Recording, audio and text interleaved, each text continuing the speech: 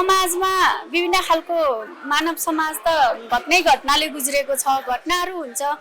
तर यो घटनाको चाहिँ यौनजन्य हिंसाको घटनाको लाजको भार जति चाहिँ सबै महिलाहरूको काँधमा थोपर्दिने।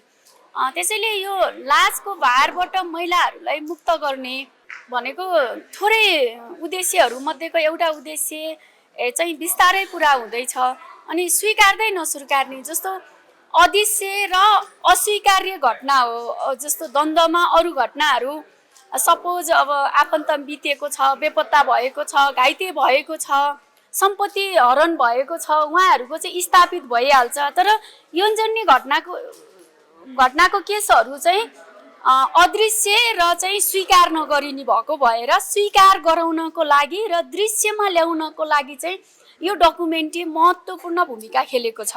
डकुमेन्ट्रीको इम्प्याक्ट र डकुमेन्ट्रीको इम्पोर्टेन्स चाहिँ यहाँ हुन जान्छ कि that's why we make films like this.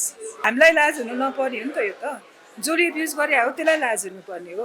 So हाम्रो उद्देश्य भनेको, मेरो त फर्स्टमा उद्देश्य भनेको एउटा फिल्म बनाउने, एउटा राम्रो कथा बनाउने हो है।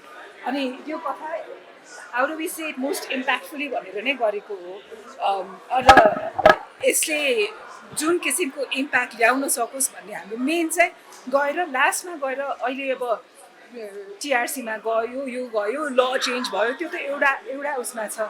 तर लङ टर्ममा हाम्रो समाजमा बसिरहेका दिदीबहिनीहरूले नेक्स्ट जेनेरेसनका बच्चाहरूलाई त त्यो फिल नहोस् न, त्यस्तो गाह्रो त नहोस् न, बाँच्न त पाउनु पर्यो नि डिग्निटीका साथ।